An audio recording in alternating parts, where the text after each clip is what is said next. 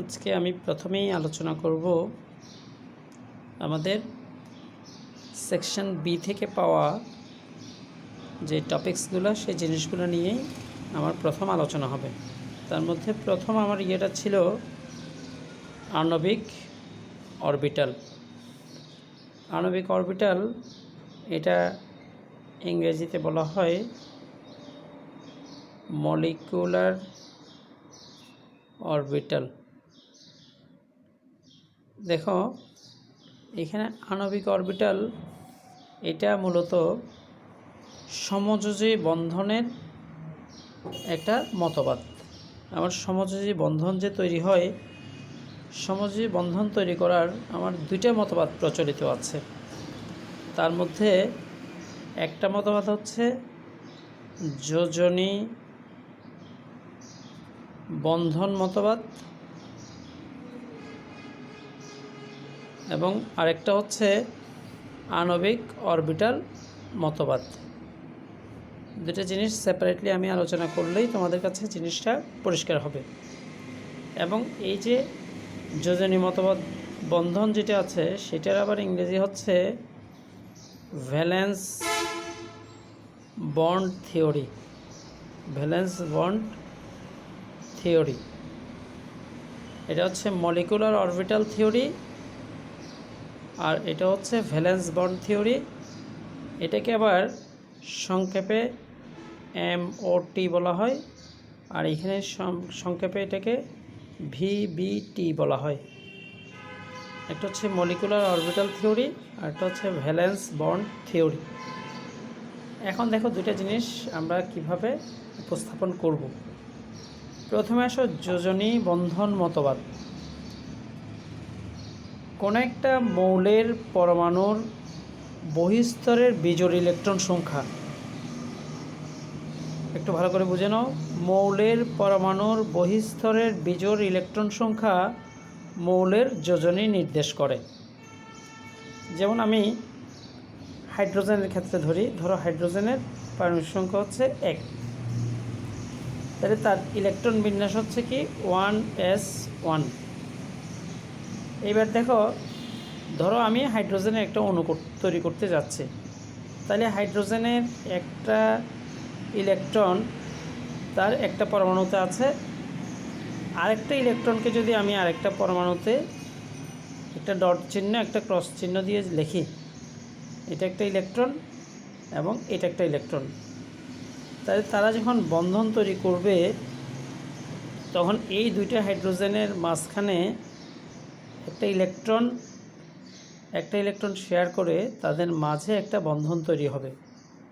অর্থাৎ আমার এই একটা ইলেকট্রন মিলে কিন্তু একটা বন্ধন তৈরি হচ্ছে এবং বন্ধন তৈরি হয়ে তাদের মধ্যে একক বন্ধন তৈরি হবে। তাহলে এই যে যোজনী ইলেকট্রন দুইটা শেয়ার করে বন্ধন তৈরি হয় সেটা হচ্ছে যোজনী বন্ধন মতবাদ। তাহলে আমরা বলতে পারি কি, মৌলের পরমাণুর বহিস্থ স্তরের বিজোড় ইলেকট্রন সংখ্যা মৌলের যোজনী নির্দেশ করে। অণু গঠনের সময় দুটি পরমাণুর নিজ নিজ যোজ্যতা স্তরের বিপরীত স্পিনযুক্ত ইলেকট্রন বিজোড় ইলেকট্রন জোড়ায় জোড়ায় শেয়ার করে তাদের মধ্যে সমযোজী বন্ধন গঠন করে। তাহলে জিনিসটা আমি এইভাবে দেখাতে পারি, যেমন ধরো হাইড্রোজেনের এই ইলেকট্রনটাকে আমি এই মুখী স্পিন, এটা একটা হাইড্রোজেনের ইলেকট্রন প্লাস আরেকটা ইলেকট্রন আমার হাইড্রোজেনের বিপরীতমুখী স্পিনের ইলেকট্রন আমি করলাম এইভাবে। তাহলে এই যে দুইটা ইলেকট্রন শেয়ার করে তাদের মাঝে এভাবে একটা বন্ধন তৈরি করলো, যে এখানে বিপরীত স্পিনের দুইটা ইলেকট্রন এখানে আসলো, এখানে হাইড্রোজেন বন্ধন তৈরি হলো। তাহলে এটাই হচ্ছে আমাদের VBT বা ভ্যালেন্স বন্ড থিওরি বা যোজনী বন্ধন মতবাদ। ক্লিয়ার? এবার আসো আণবিক অরবিটাল মতবাদ কি সেটাই আমরা দেখাবো। তোমরা সংজ্ঞাটা একটু চাইলে লিখে নিতে পারো। ইলেকট্রন যুগল সৃষ্টির জন্য শেয়ারকৃত ইলেকট্রন যে অরবিটালে থাকে, যেমন আমি সাপোজ এক্সাম্পল দিলাম এইভাবে, ধরো আমার হাইড্রোজেনের একটা ইলেকট্রন আছে এস অরবিটালে, একটা ইলেকট্রন এখানে আছে, এস অরবিটালে একটা ইলেকট্রন আছে, এবং পাশাপাশি আরেকটা হাইড্রোজেনের একটা ইলেকট্রনও কিন্তু ধরো এস অরবিটালেই আছে। এইভাবে দুইটা হাইড্রোজেন পরমাণু, দুইটা ইলেকট্রন, তাদের এস অরবিটালে একটা করে ইলেকট্রন থাকে। তাহলে যখন তারা বন্ধন তৈরি করবে তখন তাদের শেয়ারকৃত ইলেকট্রন দুইটা নিউক্লিয়াসের মাঝামাঝি জায়গায় অবস্থান করে। তাহলে এই যে মাঝামাঝি জায়গায় যখন অবস্থান করে তখন অর্থাৎ আলাদা আলাদা পরমাণু মিলে একটা অণু তৈরি হলো, এবং অণুতে দুটি নিউক্লিয়াসের মাঝামাঝি ইলেকট্রনের সাধারণ ঘনত্ব বিশিষ্ট একটা ক্ষেত্র তৈরি হয়। এটাকেই বলা হয় আণবিক অরবিটাল। তার মানে এখানে দেখো আণবিক অরবিটালটা, তাহলে আমাদের তখন এইভাবে চিন্তা করতে পারি যে দুটো ইলেকট্রনের, অর্থাৎ আমি এই দুইটা পরমাণুকে এইভাবে করতে পারি যে এখানে তাদের মাঝে একটা ক্ষেত্র তৈরি হলো। এই যে এই ক্ষেত্রটা, যেখানে ইলেকট্রন দুইটার ঘনত্ব এখানে এসে সবচেয়ে বেশি হচ্ছে, তার মানে এই মতবাদটাকে বলা হয় আণবিক অরবিটাল মতবাদ। আমি আরেকটু ডিটেলস বলি। ইলেকট্রন যুগল সৃষ্টির জন্য শেয়ারকৃত ইলেকট্রন যে অরবিটালে থাকে তারা উপরিস্থাপন বা অধিক্রমণ করে যাতে দুটি নিউক্লিয়াসের মাঝে ইলেকট্রনের সাধারণ ঘনত্ব বিশিষ্ট একটি ক্ষেত্র উৎপন্ন হয়। একে আণবিক অরবিটাল বলে। পারমাণবিক অরবিটালে ধরো আমার এই পরমাণু থাকা অবস্থায় অরবিটালে পরমাণুর যে শক্তি থাকে, ধরো এখানে তাদের যে শক্তিটা আছে, আমি আণবিক অরবিটাল তখনই গঠিত হবে যদি অণু গঠিত হওয়ার পরে তার শক্তিটা কমে যায়। যেমন এটাতে ধরো পারমাণবিক অরবিটালে আমার এটা 2 কিলোজুল শক্তি লাগে, এটাও 2 কিলোজুল শক্তি লাগে, কিন্তু যখন তারা অণু গঠন করে তখন যদি দেখা যায় যে মাত্র 1 কিলোজুল দিয়েই অণুটা গঠিত হচ্ছে, তার মানে শক্তি কম লাগছে, তাহলে সেক্ষেত্রে ওই অণুটা গঠিত হবে। অর্থাৎ পারমাণবিক অরবিটালের চেয়ে আণবিক অরবিটালের শক্তি সবসময় কম থাকবে। তাহলে আমরা হাইড্রোজেন অণু গঠনের জন্য এই পদ্ধতিটা নির্বাচন করতে পারি। অর্থাৎ এই মতবাদটাকে বলা হয় যখন দুটো অরবিটালের মাঝে নিউক্লিয়াস দুইটার মাঝে ইলেকট্রন দুটো অবস্থান করে তখন সেটাকে বলা হয় আণবিক অরবিটাল। আর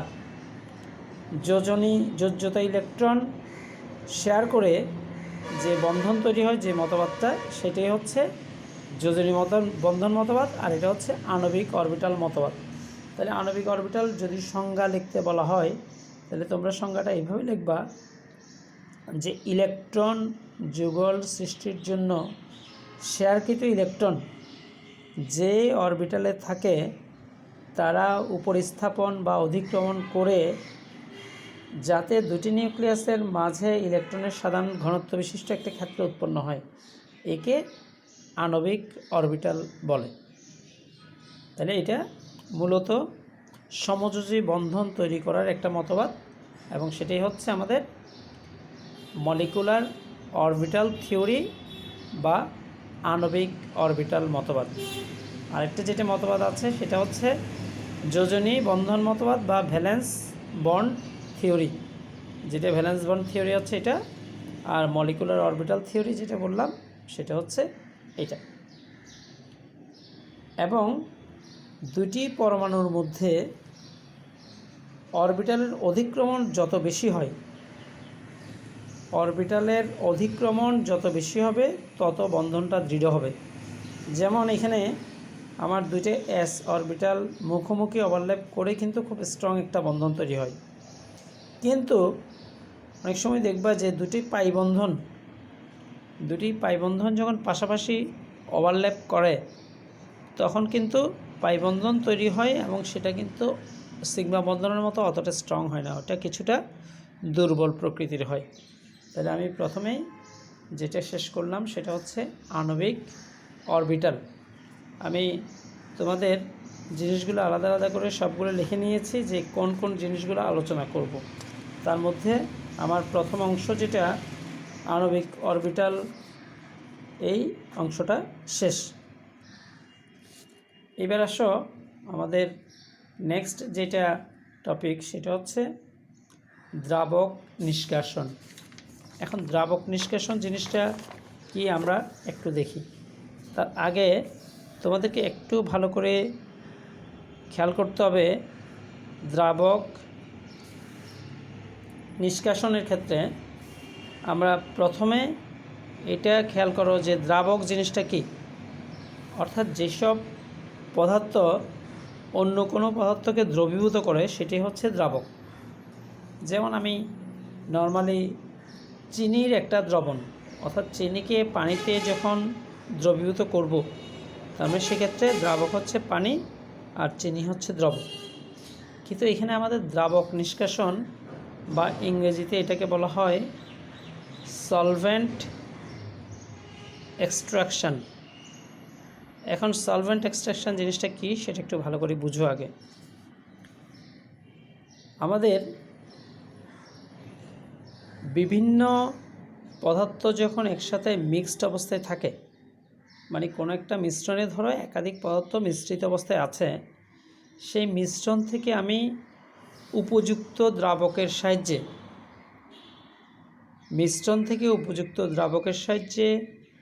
কোনো জৈব যৌগকে দ্রবীভূত করে পৃথক করার পদ্ধতিকেই দ্রাবক নিষ্কাশন বলে। আমি ব্যাপারটা বুঝাই বলি। যেমন ধরো আমার এইখানে একটা পাত্রের মধ্যে এ বি প্লাস সি তিনটা পদার্থ আছে মিক্সড অবস্থায়। এখন আমাকে এই তিনটা পদার্থকে আলাদা করে নিতে হবে। এখন একটা জিনিস কি, আমরা ধরো দেখি যে এইখানে তিনটা পদার্থের মধ্যে এগুলাকে প্রথমে পানিতে যদি আমি দ্রবীভূত করি, ধরো পানিতে আমার একটা পদার্থ দ্রবীভূত হইল আর দুইটা পদার্থ দ্রবীভূত হইল না বাই চান্স, তাহলে আমি পানি দিয়ে যখন এটাকে দ্রবীভূত করব তার মানে কোনো একটা পদার্থ দ্রবীভূত হবে। ধরো আমি ধরলাম যে পানিতে এ দ্রবীভূত হয় কিন্তু বি এবং সি পানিতে দ্রবীভূত হয় না, কারণ আমার জৈব যৌগের মধ্যে কিছু কিছু যৌগ আছে যারা পানিতে দ্রবণীয়, আবার কিছু কিছু যৌগ আছে যারা পানিতে অদ্রবণীয়। আমি ধরলাম যে এখানে এ পদার্থটা পানিতে দ্রবীভূত হয়, বি এবং সি পানিতে দ্রবীভূত হয় না। এখন আমরা এমন একটা জৈব দ্রাবক নির্বাচন করব যেটা ওই জৈব দ্রাবকে দ্রবীভূত হয় কিন্তু পানিতে দ্রবীভূত হয় না। ধরো আমি ধরলাম যে বি, এই উপাদানটা আমার কার্বন টেট্রাক্লোরাইড একটা যৌগ আছে, ওই যৌগের মধ্যে দ্রবীভূত হয়। খেয়াল করো, তাহলে কার্বন টেট্রাক্লোরাইডকে আমি একটা দ্রাবক হিসেবে নির্বাচন করতে পারি এবং এই কার্বন টেট্রাক্লোরাইডকে যদি দ্রাবক হিসেবে নির্বাচন করে নিই তাহলে সে কিন্তু শুধুমাত্র বিকেই দ্রবীভূত করবে, একেও না সিকেও না। তার মানে আমি বি এর জন্য অর্থাৎ এখানে উপযুক্ত দ্রাবক যেটা নির্বাচন করলাম সেটা হচ্ছে কার্বন টেট্রাক্লোরাইড। তাহলে আমি এই তিনটা উপাদান যখন একসাথে আছে তার মধ্যে এটা কিন্তু আমি অলরেডি আগেই পানিতে দ্রবীভূত করে রাখছি, অর্থাৎ পানিতে আমি যখন মানে এটা দ্রবীভূত করলাম, ধরো এটা আমার পানিতে দ্রবীভূত হলো। এখন কার্বন টেট্রাক্লোরাইড যখন দিব তখন কার্বন টেট্রাক্লোরাইডে কিন্তু এও দ্রবীভূত হয় না, সিও দ্রবীভূত হয় না, শুধুমাত্র বি দ্রবীভূত হয়। তাহলে কার্বন টেট্রাক্লোরাইড দিয়ে যদি আমি এরকম একটা মানে নিই, দেখো এটা হচ্ছে একটা ফানেল, এটাকে পৃথকীকরণ ফানেল বলা হয়। এ। তাহলে এটাতে হচ্ছে কি, আমি যখন কার্বন টেট্রাক্লোরাইড দিয়ে এ বি সি তিনটাকে একসাথে কার্বন টেট্রাক্লোরাইড দিয়ে দ্রবীভূত করব, তখন দেখা যাবে যে কার্বন টেট্রাক্লোরাইডের সাথে বিটা দ্রবীভূত হচ্ছে। তার মানে বি প্লাস কার্বন টেট্রাক্লোরাইড এটা দ্রবীভূত হয়ে একটা স্তর সৃষ্টি করবে। আর বাকি যেই দুইটা আছে, ধরো আমি ধরলাম যে এ এবং সি, সেটা জলীয় দ্রবণে আছে, মানে পানিতে আছে।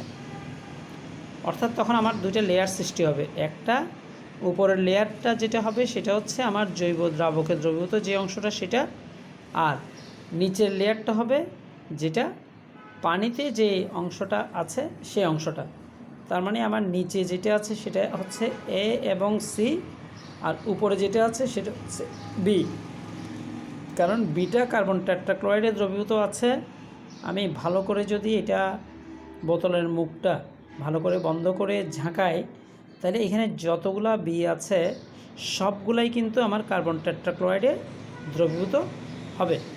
এবং কার্বন টেট্রাক্লোরাইড দ্রবীভূত হয়ে পানি থেকে, এটা নিচের অংশটা তো পানিতে দ্রবীভূত অংশ বা পানিতে যোগ হওয়া অংশটা, তাহলে এ প্লাস সি আছে পানিতে, আর বি যেটা কার্বন টেট্রাক্লোরাইড দ্রবীভূত আছে সেই স্তরটা কিন্তু উপরে আলাদা করে ভেসে আসছে। এটা উপরে থাকবে আর নিচে জলীয় স্তরটা নিচে থাকবে। তার মানে এটা হচ্ছে কার্বন টেট্রাক্লোরাইডের স্তর, আর এটা হচ্ছে নিচের যেটা আছে সেটা হচ্ছে জলীয় স্তর। বোঝা যাচ্ছে কিনা দেখো, এটা হচ্ছে জলীয় স্তর আর এটা হচ্ছে কার্বন টেট্রাক্লোরাইড স্তর। এখন আমার এখানে এই পৃথকীকরণ ফানেলের নিচ দিয়ে একটা স্টপ কক আছে, স্টপ কক। এই স্টপ ককটা আমি যখন ছেড়ে দিব তখন কিন্তু নিচের অংশটা আস্তে আস্তে আস্তে আস্তে এখানে পড়বে। অর্থাৎ আমি একটা বিকারে কিংবা অন্য কিছুতে এটাকে কালেকশন করতে পারবো। তাহলে এখানে তো আমার যেহেতু কাঁচের ভিতর দিয়ে আমি দেখতে পাচ্ছি যে জলীয় স্তরটা কতটুকু পড়তেছে, তাহলে আমার যখনই এই স্তরটা এই পর্যন্ত পড়া শেষ হবে তখনই আমি স্টপ করে দিব। তাহলে স্টপ করলে আমার কার্বন টেট্রাক্লোরাইডের যে স্তরটা আছে সেটা কিন্তু আমার ওই পৃথকীকরণ ফানেলের মধ্যে রয়ে গেল।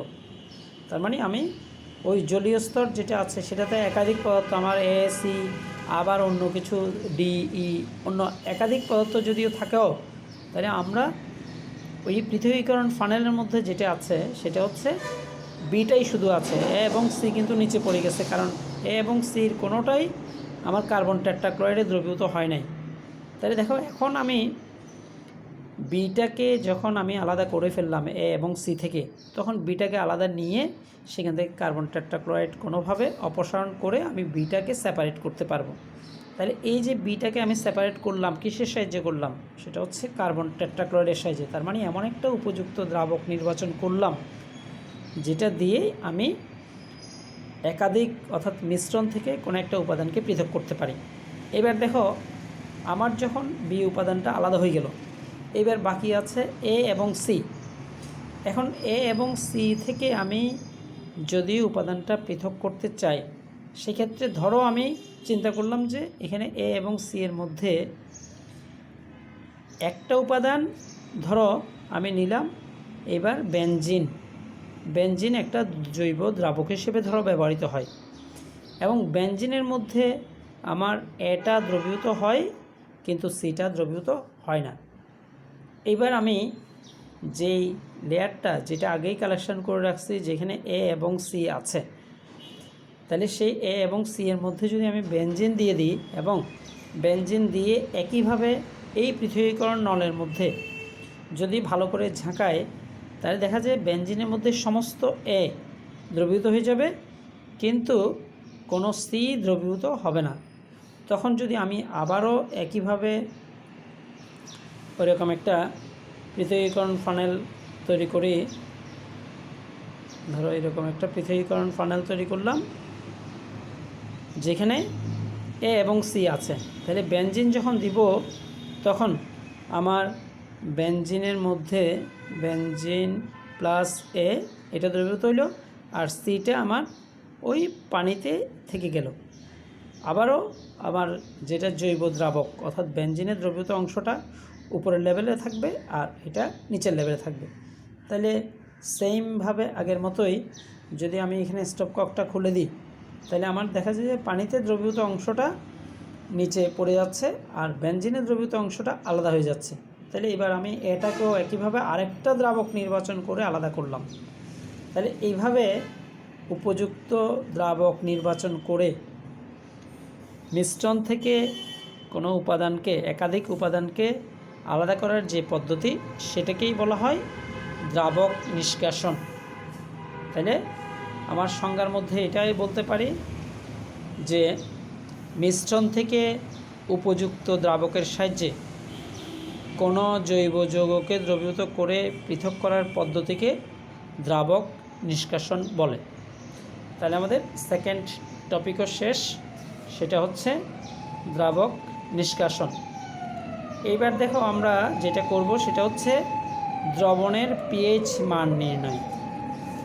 দ্রবণের পিএইচ মান নির্ণয় সেটা করার ক্ষেত্রে আমরা দেখো একটু খেয়াল করো, দ্রবণের পিএইচ মান নির্ণয় আমরা কিভাবে এই জিনিসটা করব সেটা দেখো।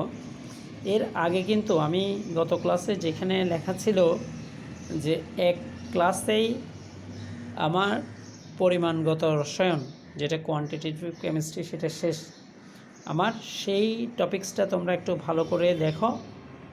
সেটার মধ্যে আমার দুইটা দ্রবণকে একসাথে মিশ্রিত করলে কিভাবে তাদের অর্থাৎ মিশ্রিত দ্রবণের ঘনমাত্রা নির্ণয়, মিশ্রিত দ্রবণের প্রকৃতি নির্ণয়, সেই জিনিসগুলো আমি দেখিয়েছিলাম।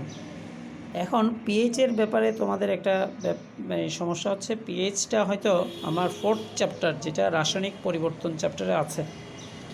এখন পিএইচ যদি না পড়ে থাকো তাহলে সেই জিনিসগুলো হয়তো অত ভালো করে তোমরা বুঝতে নাও পারো। তারপর আমি একটু জাস্ট দেখাচ্ছি। ধরো আমি নির্বাচন করলাম sulphuric acid H2SO4 plus sodium hydroxide. দেখো ভালো করে খেয়াল করে দেখো, ধরো এটা আমার 700 ml 0.1 মোলার, আর এটা হিসাব করলাম ধরো এই 900 ml এবং এটা 0.15 মোলার। দুটো আলাদা আলাদা পাত্রে আমি নিলাম। এটা 700 ml 0.1 মোলার, এটা 900 ml 0.15 মোলার, দুইটা দ্রবণ নিলাম। এখন যদি বলা হয় এই দুইটা দ্রবণ একসাথে মিশ্রিত করলে মিশ্রণের প্রকৃতি কেমন হবে, তার ঘনমাত্রা কী হবে, কিংবা পিএইচ কত হবে, সেটা আমরা এখন বের করে নিব। তাহলে কিভাবে বের করব সেটা একটু দেখো। তাহলে প্রথমেই আমার আগে যেহেতু দেখিয়েছিলাম, সুতরাং আমি একটু শর্টকাট করব। তাহলে এটার N equals C into V. তাহলে N equals C into V, তার মানে C এর মান হচ্ছে 0.1 ইন্টু ভি এর মান হচ্ছে 0.7। কারণ এটার একক হচ্ছে দেখো মোল পার লিটার, আর ইন্টু এটা হচ্ছে লিটার, কারণ এটা লিটার পার লিটার কাটাকাটি গেলে তখন লিটার মোল থাকে। তাহলে ইকুয়ালস 0.07 মোল। তাহলে এটা আমরা পাইলাম প্রথম, অর্থাৎ সালফিউরিক অ্যাসিডের এখানে মোল সংখ্যা হচ্ছে 0.07 মোল। একইভাবে আমাদের সোডিয়াম হাইড্রোক্সাইড যেটা আছে সেটার মোল সংখ্যা যদি আমি হিসাব করি তাহলে কি হয় দেখো। তাহলে N সমান C ইন্টু ভি ইকুয়ালস, এখানে C হচ্ছে 0.15 মোল পার লিটার ইন্টু এটা হচ্ছে 0.9 মোল, সরি 0.9 লিটার।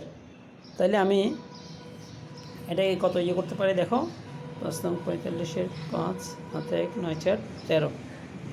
তাহলে 0.135 মোল। খেয়াল করে দেখো 0.135 মোল, আর এইটা হচ্ছে 0.07 মোল। এইবার তোমার একটা হইতে পারে, সেটা হচ্ছে একটা দশমিকের পরে 3 ঘর, একটা দশমিকের পরে 2 ঘর। আমরা একটা কৌশল অবলম্বন করব, সেটা হচ্ছে আমি দুইটাকেই ম্যাক্সিমাম নাম্বার যত সেটাকে কনভার্ট করে নিব। তার মানে 0.07কে আমি 0.070 মোল লিখতে পারি।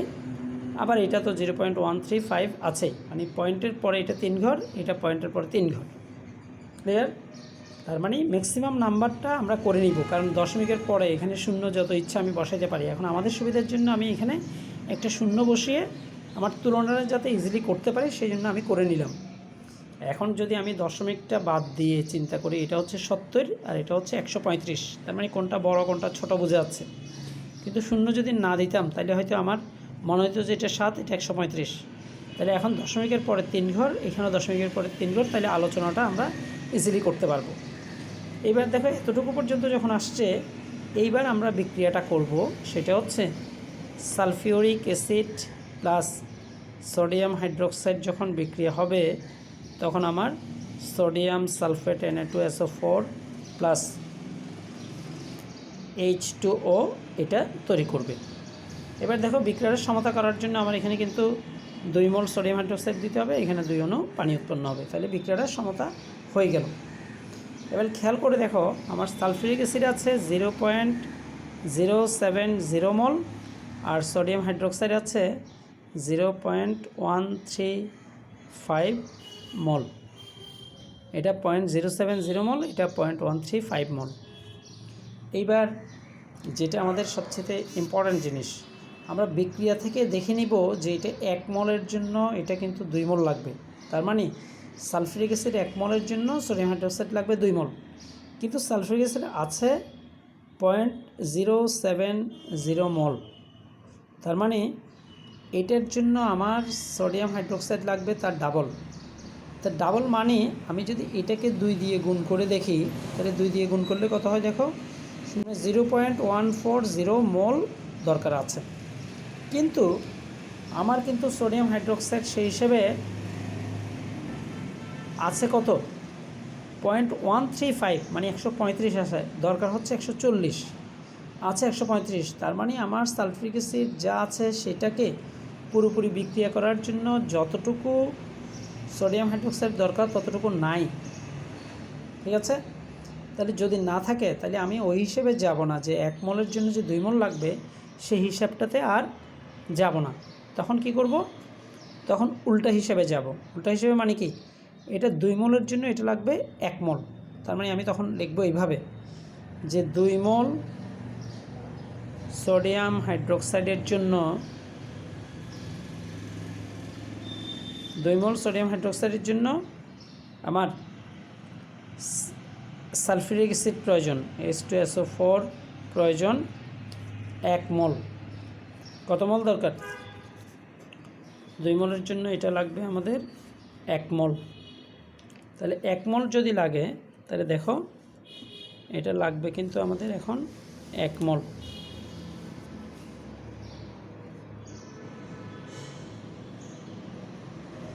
সুতরাং 1 মোল সোডিয়াম হাইড্রোক্সাইডের জন্য সালফিউরিক অ্যাসিড লাগবে 2/1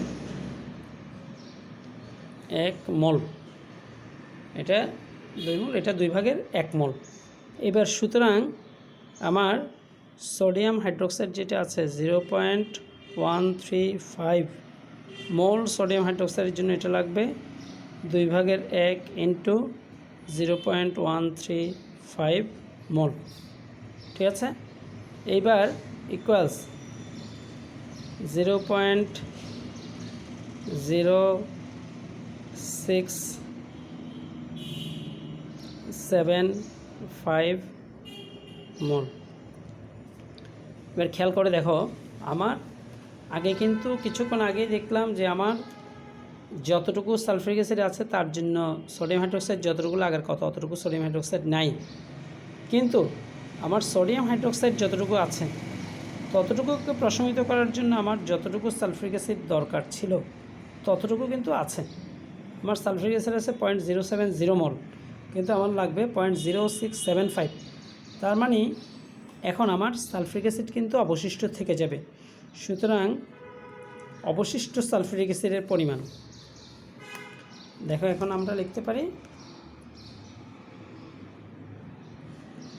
অবশিষ্ট সালফিউরিক অ্যাসিড। সুতরাং অবশিষ্ট H2SO4 সমান 0.070 মাইনাস 0.0675 তাহলে equals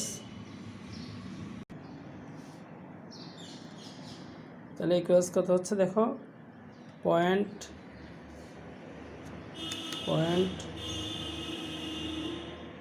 0.070 minus 0.0675 equals 2.5 into 10 inverse 3। তাহলে 2.5 ইন্টু 10 ইনভার্স 3, তাহলে এত মোল আমার সালফিউরিক অ্যাসিড কিন্তু অবশিষ্ট আছে। তাহলে এত মোল সালফিউরিক অ্যাসিড যেহেতু অবশিষ্ট আছে, সুতরাং আমার মিশ্রণের এখন ঘনমাত্রা, তাহলে 2.5 ইন্টু 10 ইনভার্স 3 মোল আমার সালফিউরিক অ্যাসিড অবশিষ্ট আছে কোথায়, 2.5 ইন্টু 10 ইনভার্স 3 মোল সালফিউরিক অ্যাসিড H2SO4 অবশিষ্ট আছে। তাহলে এটাই যেহেতু অবশিষ্ট আছে, সুতরাং মিশ্রণের ঘনমাত্রা হবে, এটাকে আমি কী দিয়ে ভাগ করব, আমার ওইখানে সালফিউরিক অ্যাসিড ছিল 700 ml, ওইটা হচ্ছে 900 ml। তাহলে 700 যোগ 900, তাহলে এইটাকে আবার 1000 দিয়ে ভাগ করে লিটারে পরিণত করতে হবে। দেখো, খেয়াল করে দেখো, তার মানে ইকুয়ালস আমার 2.5 ইন্টু 10 ইনভার্স 3 ডিভাইড বাই 916, তাহলে 1.6 এত মোল পার লিটার হবে ঘনমাত্রা। তাহলে 2.5 ইন্টু 10 ইনভার্স 3কে যদি আমি ভাগ 1.6 এটা দিয়ে ভাগ করি, তাহলে এটা হবে 1.5625 ইন্টু 10 ইনভার্স 3। এটা এত মোলার ঘনমাত্রা আমরা লিখতে পারবো, মোল পার লিটার মানে মোলার ঘনমাত্রা। এটা হচ্ছে আমার কিসের পরিমাণ, এটা হচ্ছে সালফিউরিক অ্যাসিডের পরিমাণ H2SO4। এইবার দেখো, আমার এখন পিএইচ নির্ণয় করতে হবে। এখন পিএইচ নির্ণয় করার ক্ষেত্রে আমাদের যেহেতু এটা সালফিউরিক অ্যাসিডে অবশিষ্ট আছে, এইবার সালফিউরিক অ্যাসিডকে আমরা বিয়োজিত করব। সালফিউরিক অ্যাসিড বিয়োজিত হলে 2 hydrogen ion plus sulphate ion উৎপন্ন হয়। তাহলে সালফিউরিক অ্যাসিডের ঘনমাত্রা যেহেতু 1.5625 ইন্টু 10 ইনভার্স 3, এবং এটা 1 মোল থেকে এটা যেহেতু 2 মোল উৎপন্ন হচ্ছে, সুতরাং হাইড্রোজেন আয়ন হবে 2 ইন্টু 1.5625 ইন্টু 10 ইনভার্স 3। তাহলে আমার এটা হচ্ছে হাইড্রোজেন আয়নের ঘনমাত্রা, সমান আমরা করতে পারি ইন্টু এটাকে যদি আমি 2 দিয়ে গুণ করি, তাহলে হবে 3.125 ইন্টু 10 ইনভার্স 3। এটা হলো হাইড্রোজেন আয়নের ঘনত্ব। সুতরাং আমরা পিএইচ নির্ণয়ের যে সূত্রটা আছে, pH equals minus log of hydrogen ion. তার মানে হাইড্রোজেন আয়ন হচ্ছে এখানে 3.125 ইন্টু 10 ইনভার্স 3। তাহলে আমরা করতে পারি মাইনাস লগ অফ ব্র্যাকেটে 3.125 into 10 to the power -3 bracket শেষ ইকুয়ালস, তাহলে তাহলে পিএস হচ্ছে 2.505। অর্থাৎ আমার এই মিশ্রিত দ্রবণের পিএইচের মান হচ্ছে এটা। তাহলে আমরা সালফিউরিক অ্যাসিড পাইছি বলেই কিন্তু আমার সালফিউরিক অ্যাসিডটা কীভাবে বিয়োজিত হয়ে হাইড্রোজেন আয়ন কতটুকু উৎপন্ন করে সেটা আমরা জেনে নিলাম। এই প্রসঙ্গে একটা ছোট্ট কথা বলি, সেটা হচ্ছে বাই চান্স যদি আমাদের সালফিউরিক অ্যাসিড অবশিষ্ট না থেকে, যদি ধরো সোডিয়াম হাইড্রোক্সাইড অবশিষ্ট থাকলো, সোডিয়াম হাইড্রোক্সাইড, তাহলে সেক্ষেত্রে সোডিয়াম হাইড্রোক্সাইডের একটা ঘনমাত্রা পাইতাম ধরো আমি ধরলাম যে সোডিয়াম হাইড্রোক্সাইডের ঘনমাত্রা 0.01 মোলার, এটা পাইলাম। তাহলে সেক্ষেত্রে আমি পিএইচটা কীভাবে নির্ণয় করব? তখন সোডিয়াম হাইড্রোক্সাইডের মানে ঘনমাত্রা যদি এত অবশিষ্ট থাকে, সেক্ষেত্রে আমরা হিসাব করব যে সোডিয়াম হাইড্রোক্সাইডটা কীভাবে বিয়োজিত হবে। তাহলে সোডিয়াম হাইড্রোক্সাইডটা বিয়োজিত হলে sodium ion plus hydroxyl ion উৎপন্ন হয়। এবার দেখো সোডিয়াম হাইড্রোক্সাইডের ঘনমাত্রা যেহেতু আমরা আগেই লিখছি যে 0.01, তাহলে তখন আমার হাইড্রোক্সিলের ঘনমাত্রাও 0.01ই হবে, কারণ এটা 1 মোল বিয়োজিত হলে এটা 1 মোল হাইড্রোক্সিল আয়ন উৎপন্ন হয়। তখন আমাদেরকে লিখতে হবে, সুতরাং POH সমান মাইনাস লগ OH, OH মানে 0.01, তাহলে এটা হবে 2, POHটা হবে 2। তাহলে POH যদি 2 হয়, সুতরাং তখন আমরা pH বের করতে পারবো। pH সমান 14 - 2 = 12, কারণ pH এবং POH এর যোগফল হচ্ছে সবসময় কত? 14। তাহলে এখন যেহেতু POHটা বের হয়েছে, তখন pHটা আমরা এইভাবে বের করতে পারি। তাহলে এইভাবেই আমার মিশ্রিত দ্রবণের ঘনমাত্রা বা দ্রবণের pH নির্ণয় করতে হয়। তাহলে আমাদের 3 নম্বর কোশ্চেনটাও শেষ, দ্রবণের pH মান নির্ণয়। এবার দেখো আমাদের যেটা সমযোজী যৌগ আছে, সমযোজী যৌগ অবশ্যই তোমাদের লেখার অত ইয়ে ছিল না, কারণ সমযোজী যৌগ তো আমরা সবাই জানি যে সমযোজী যৌগ হচ্ছে তারাই যে ইলেকট্রন শেয়ারিংয়ের মাধ্যমে যে সমস্ত যৌগ গঠিত হয় সেগুলো হচ্ছে সমযোজী যৌগ। তার মানে ইলেকট্রন শেয়ার যে করবে, ইলেকট্রন শেয়ার সাধারণত কেন করে? অর্থাৎ কোনো পরমাণু নিকটস্থ নিষ্ক্রিয় গ্যাসের গঠন বিন্যাস অর্জন করার জন্য ইলেকট্রন শেয়ারিংয়ের মাধ্যমে যে যৌগ গঠন করে সেটাকে সমযোজী যৌগ বলা হয়। এটা বই থেকে দেখে নিবা, তেমন একটা সমস্যা নাই। তাহলে আমার 4 নাম্বার আমি তেমন একটা আর ইয়ে করছি না, সুতরাং 4 নাম্বার শেষ। এরপরে মিশ্রিত দ্রবণের অধক্ষেপ। মিশ্রিত দ্রবণের অধক্ষেপ আমি আমার যে টপিক্সটা, অর্থাৎ আমার ভিডিও চ্যানেলের মধ্যে যে অংশটা এখানে এই গুণগত রসায়নের আমার অধক্ষেপের যে অংশটা আছে, তার মানে দ্রাব্যতা ও দ্রাব্যতা গুণফল, সে অংশে আমি ডিটেলস আলোচনা করেছি। তারপর আমি তোমাদেরকে এখানে এই লেকচারের নিচে প্রত্যেকটা টপিক্স, অর্থাৎ কোন টপিক্সটা কোন ইউটিউব চ্যানেলের মধ্যে বা কোন ইয়ের মধ্যে আছে, চ্যানেলের মধ্যে আছে, সেটা আলাদা করে মানে স্পেসিফাই করে দিব। কারণ তোমাদের হয়তো একটা টপিক্স খুঁজতে গিয়ে আমি কয়টা ভিডিও দেখব, তাহলে ফিক্সড ধরো কোন টপিক্সটা কোথায় আছে সেটা আমি ভিডিও বক্সে দিয়ে দিব, সুতরাং সেখান থেকে তোমরা কালেকশন করে নিতে পারবে। তাহলে মিশ্রিত দ্রবণের অধক্ষেপ আমি আর ডিটেলস বলছি না। মিশ্রিত দ্রবণের অধক্ষেপ মানে কি? সেখানে আমি ধরো একটা দ্রবণ নিলাম, সেখানে পাশে আরেকটা দ্রবণ একসাথে মিক্স করলে সেটার কি অধক্ষেপ পড়বে নাকি পড়বে না, সে জিনিসগুলো জানা। অর্থাৎ সেক্ষেত্রে আমার দ্রাব্যতা গুণফলের মান থেকে আমার সেই মিশ্রিত দ্রবণের অধক্ষেপ বের করতে হবে। তাহলে সেটাও আমার ভিডিও মানে আমি ওইটা ডেসক্রিপশন বক্সের মধ্যে ওটা দিয়ে দিব। এরপরে আছে আমাদের বর্ণালী সিরিজ। দেখো বর্ণালী সিরিজটা যদি আলোচনা করতে যাই, তাহলে বর্ণালী সিরিজের মধ্যে আমার বেশ কিছু অংশ আছে। তার মধ্যে প্রথম অংশ হচ্ছে যে যখন ইলেকট্রন উপরের লেভেল থেকে নিচের লেভেলে আসে, ধরো একটা পরমাণুতে আমি ধরলাম যে এভাবে আছে যে একটা শক্তিস্তর আমি ইয়ে করলাম যে এখানে এটা নিউক্লিয়াস, তারপর এটা প্রথম শক্তিস্তর, এটা দ্বিতীয় শক্তিস্তর, এটা তৃতীয় শক্তিস্তর, এটা চতুর্থ শক্তিস্তর, এটা পঞ্চম শক্তিস্তর, এভাবে উপরের দিকে অনেকটুকু গেল। আমি মাঝে আরেকটা শক্তিস্তর যদি এখানে এঁকে দেখাই, তাহলে এটা পঞ্চম ষষ্ঠ। এখন এইটা নিউক্লিয়াস, সুতরাং নিউক্লিয়াসকে আমি আলাদা করে এরপর থেকে অনেক সময় এটা স্পেসিফাই করা থাকে, এটা কে, এটা এল, এটা এম, এটা এন, এটা ও, এটা পি ধরো।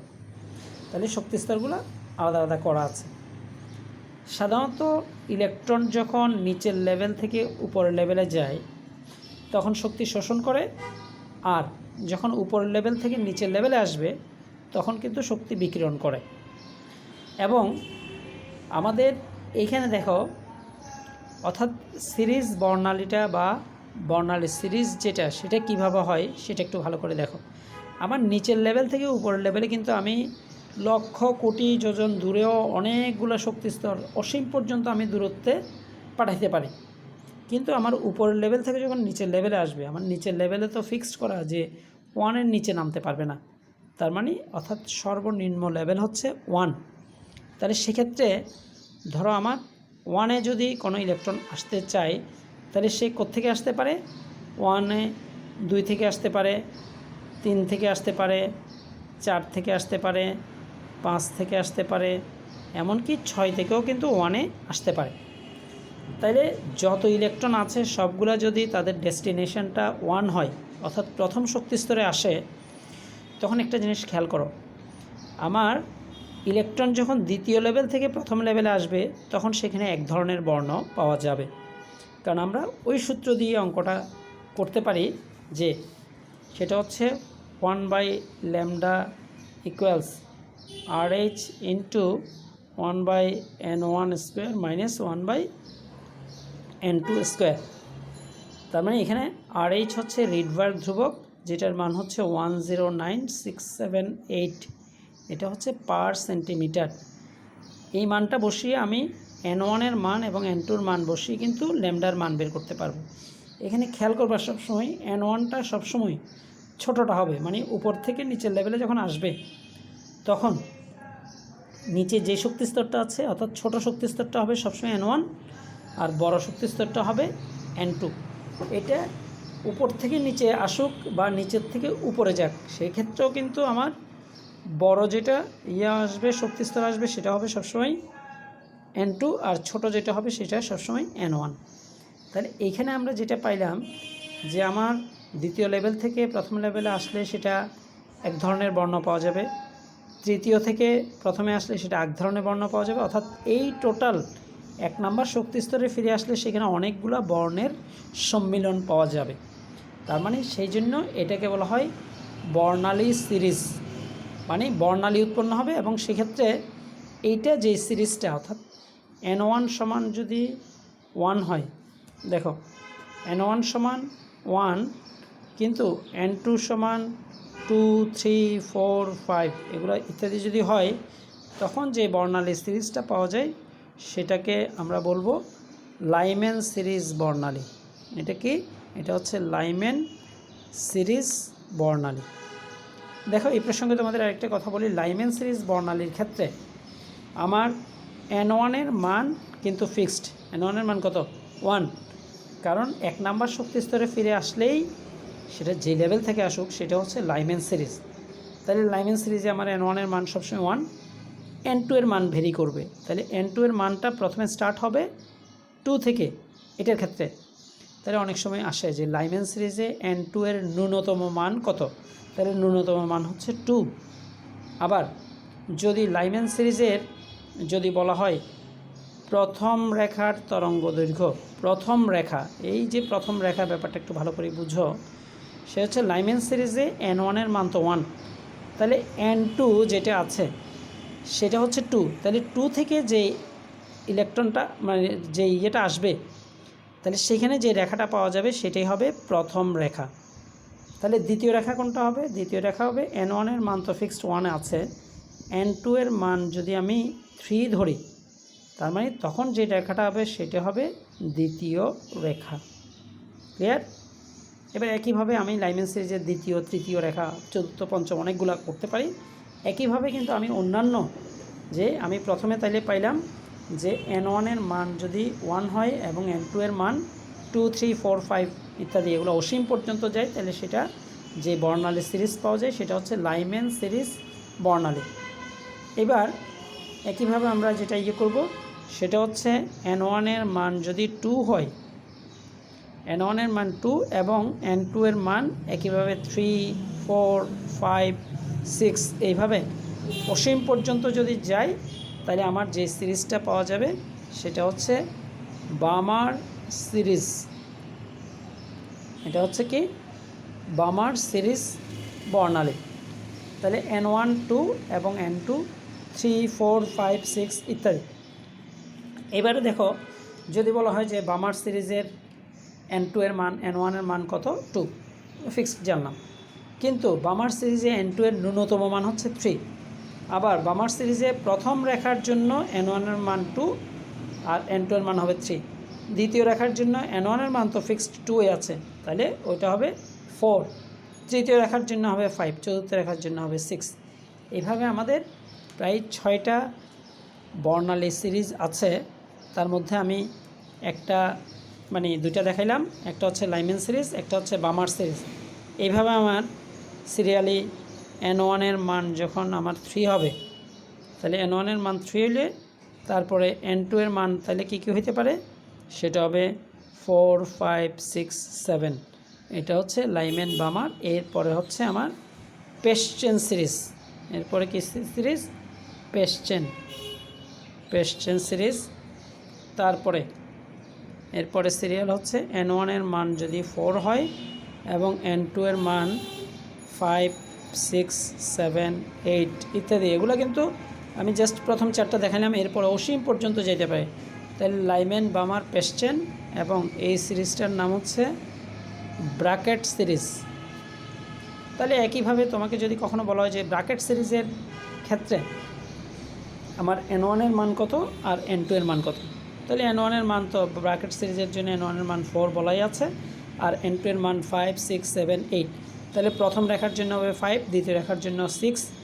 এটাকে আবার আলফা, বিটা, গামা রেখাও বলা হয়। আলফা হচ্ছে তাহলে প্রথমটা, বিটা হচ্ছে দ্বিতীয়টা, গামা হচ্ছে তৃতীয়টা, এবং চতুর্থটা হচ্ছে ডেল্টা। যাই হোক, এগুলো অত ডিটেলস আমার এই মুহূর্তে লাগছে না। তাহলে ব্র্যাকেট সিরিজ। এরপরে আমার আরেকটা জিনিস যেটা আছে সেটা হচ্ছে n1 এর মান যখন আমার 5 এবং n2 এর মান 6, 7, 8, 9 এগুলো থেকে শুরু হবে, তখন যে সিরিজটা পাওয়া যাবে সেটা হচ্ছে ফন্ট সিরিজ। ফন্ট। এবার আরেকটা আমাদের এখানে আছে, সেটা হচ্ছে n1 যখন 6 হবে এবং n2 7, 8, 9, 10 ইত্যাদি হবে, তখন সেটার নাম হচ্ছে হামফ্রিস সিরিজ। তাহলে আমি এই বর্ণালী সিরিজগুলো করতে পারবো, সেটা হচ্ছে সিরিজ বর্ণালী।